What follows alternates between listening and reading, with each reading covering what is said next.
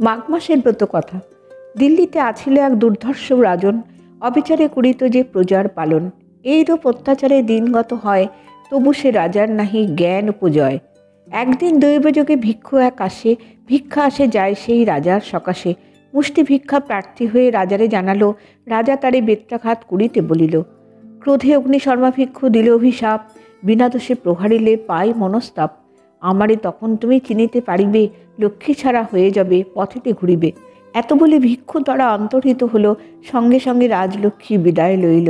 চারিদিকে হাহাকার, ক্ষুধায় চিৎকার, কে কোথায় চলে গেল রাজ্যবাসী তার।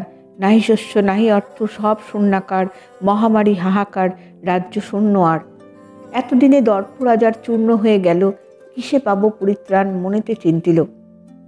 অন্ন নাহি, বস্ত্র নাহি, ভিক্ষা মাত্র সার, লক্ষ্মী ছাড়া হয়ে সবে আমি ঘুরি চারিধার। ভিক্ষু অভিশাপ কথা জাগিল মনেতে, কোথা গেলে দেখা হয় ভাবে সদাচিতে। ক্ষুধায় কাতর রাজা কাঁদিতে লাগিল, হীনকালে সেই ভিক্ষু তথায় আসিল। রাজার অবস্থা হেরি ভিক্ষু হৃদি ফাটে, বলে রাজা অতি দর্পে এই তব ঘটে। মার্জনা করহ বলি ভিক্ষু পদতলে, পরে রাজা আছাড়িয়া ভিক্ষু তারে বলে, অত্যাচারে নির্যাতিত করেছ প্রজায়, লক্ষ্মী ছাড়া হয়ে তাই রয়েছ ধরায়। এখনো যদি চাও তুমি আপন মঙ্গল, পুজো লক্ষ্মী হবে দূর অরিষ্ট সকল। সেই দিন হতে রাজা লক্ষ্মী পূজা করে, রাজ্য মধ্যে শান্তি হলো, আনন্দ অপারে। ভিডিওটি শুনে যদি আপনাদের ভালো লাগে তাহলে একটি লাইক দিয়ে অবশ্যই চ্যানেলটিকে সাবস্ক্রাইব করবার অনুরোধ রইল।